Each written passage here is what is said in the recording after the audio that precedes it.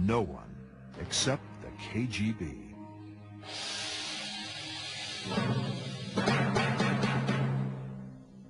Dr. Viktor Ivanovich holds degrees in astrophysics and neurology. While serving in the Kremlin as science advisor on advanced propulsion systems, Dr. Ivanovich contends he gained access to the files of a KGB mission called Project ISIS.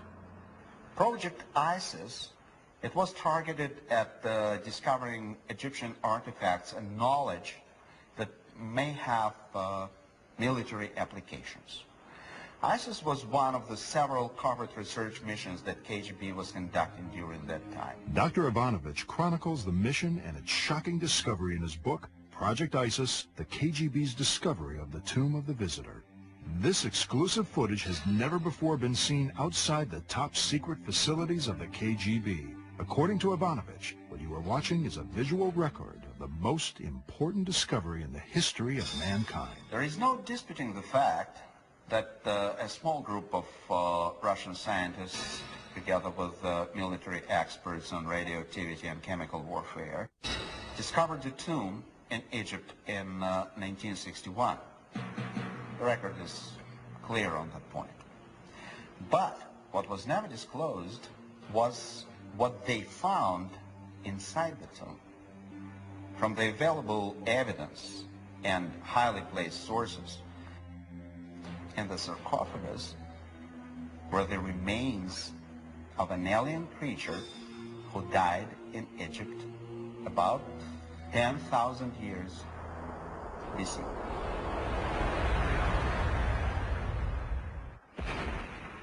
The point I'm making in my book is that the presence of this creature and the design of the pyramids and the whole pool of historical and scientific evidence shows that this particular visitation took place about 11,000 years BC.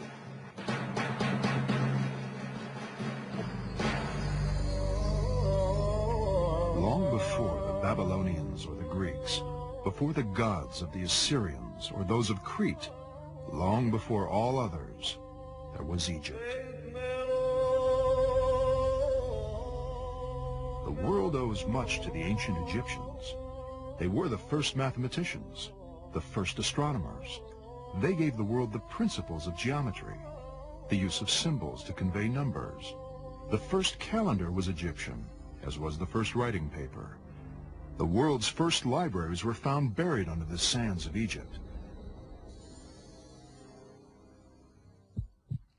This is why the disclosure of Project ISIS is so troubling.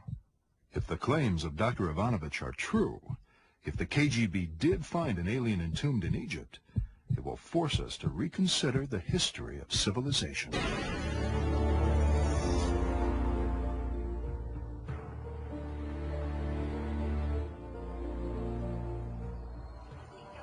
Each year, hundreds of archaeological expeditions come to Egypt. They could be analyzing antiquities that have long been studied, searching for new clues that may disprove old theories, or struggling to reconstruct the life of a slave village from fragments of the past.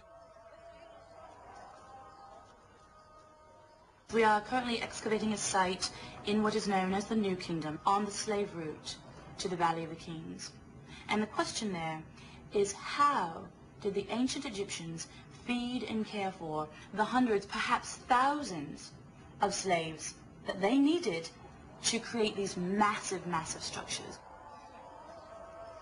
The fundamental question of ancient Egypt is, how did such a civilization, so incredibly advanced, spring forth, fully formed, around 2500 BC?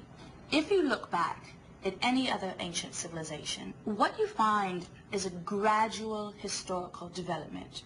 Meaning, they learned about trade, they created economies, they became technologically advanced slowly, hundreds and hundreds, perhaps thousands of years. Get none of that with ancient Egypt. 2500 BC, boom, fully formed society pops out of the desert. It's like a Model T Ford, an ancient automobile, 1 minute, and the next minute the craft is a space shuttle. The question, the fundamental question here, is that there seems to be no gradual historical development to explain the building of ancient Egypt. It seems to have formed from a legacy. Some have speculated that Egypt was built from the remnants of a lost civilization that perished in the biblical flood. Dr. Ivanovich contends Project ISIS discredited this theory. According to Ivanovich, the KGB uncovered evidence that proves Egypt was founded on a heritage of wisdom from an extraterrestrial race. Coming up next, exclusive film footage of the most amazing discovery of the millennium. I don't believe the soldiers realized the significance of what they were looking at.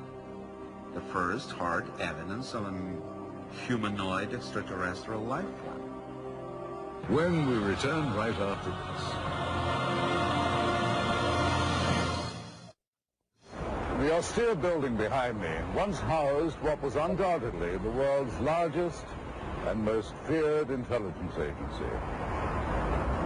Why would the KGB be so interested in what many consider to be science fiction? The motherland is a superpower and willing to prove it. Under the dictatorship of Nakita Khrushchev, the Soviets were determined to show the democracies of the West that communism was superior. It was a challenge America could not ignore. The competition between the two superpowers was an immense drain on Soviet economy. Placing the man in space before the Americans was a great propaganda feat, but it cost billions in dollars. The same for the arms build-up. Each time America tested the nuclear bomb, Russia had to respond with a bigger one, again costing the Soviet government billions. As the world watched and prayed, the two nations joined in a Cold War for technological supremacy.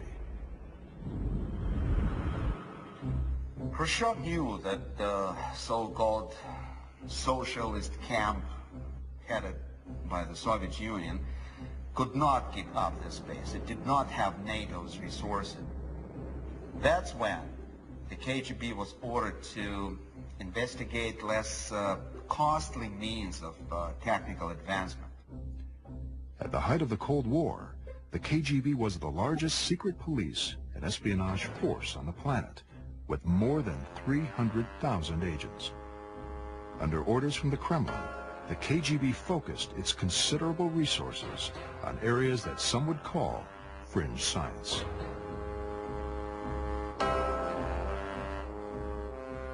The KGB investigated the power of psychics. Experiments were conducted to test the feasibility of gathering intelligence through mind control.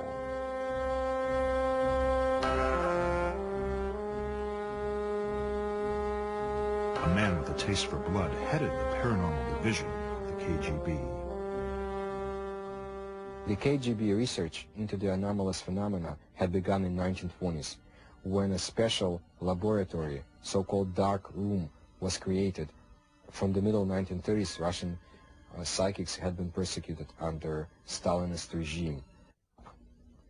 Gleb Boki, who was in charge of the paranormal phenomena for the KGB, was a sinister and cruel person who was known to drink human blood. The KGB had conducted psychotronic weapons research on prisoners that were sentenced to die, and also political dissidents. When Gleb Boki and people who had studied the anomalous phenomena with him in the KGB were executed in 1937, all of the files were transferred, as far as we know, to the most secret archives of the KGB. However, the paranormal research went on.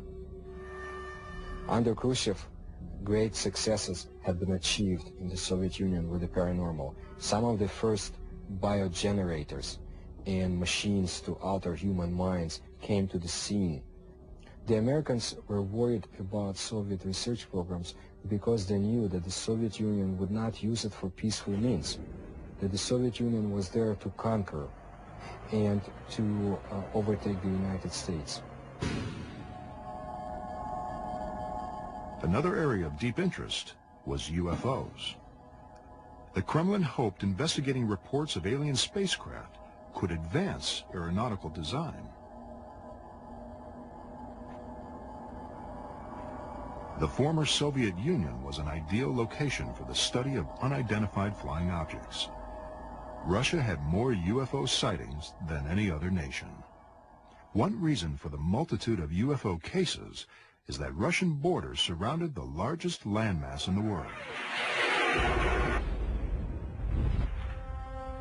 Of the reported UFO sightings, the most compelling case is known as the Dalnogorsk incident.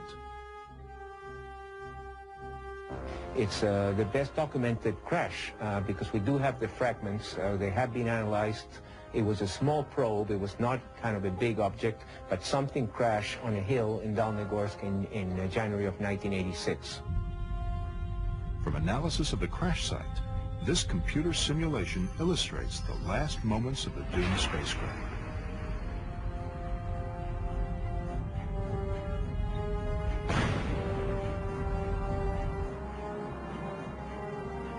If we play the tape in slow motion, we can observe why the saucer-shaped design is so prevalent in UFO reports. Leading experts say a fixed-wing aircraft operating under the same adverse conditions would have buried its nose in the ground and burst into flames. As one can see, the saucer shape enables the space vehicle to skip and cartwheel over the field.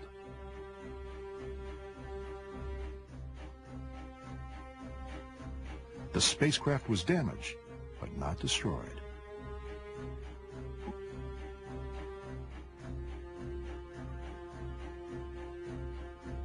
From contacts with the Russian mafia, the producers obtained this exclusive secret KGB footage.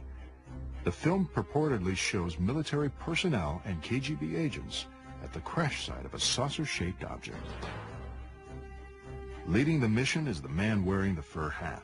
He is believed to be a senior KGB agent. It's still not certain that the Dalnogorsk incident was the crash of a UFO. But some think the KGB's mission to find and adapt alien technology to Soviet aircraft was successful.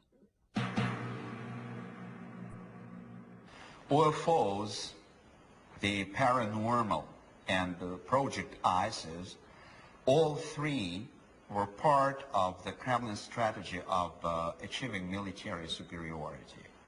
According to Ivanovich, the goal of Project ISIS was to find a collection of advanced knowledge left by a lost civilization. Knowledge that would give the Soviet Union an invincible lead in their quest for global domination.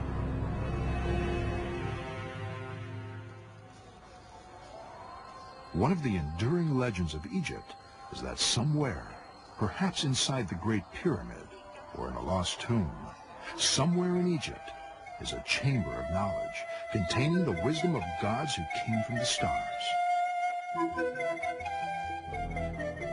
Since 820 AD, explorers have dreamed of finding the mythical Chamber of Knowledge. Sheikh Abdullah al-Mamun was the first to breach the massive stone of the Great Pyramid. The Sheikh was drawn by the legend that, concealed in the pyramid, was a record of the past and future of mankind. With tales of golden treasure, the Sheikh coaxed his terrified men through the passageways.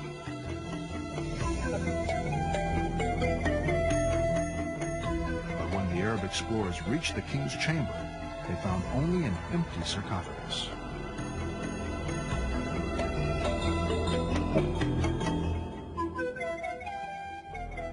Some believe if there is a chamber of ancient wisdom, it will be found under the Great Pyramid.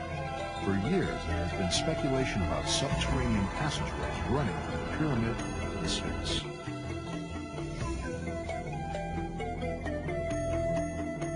Recent seismic surveys suggest a mysterious chamber-like cavern lies below the Sphinx. This has led many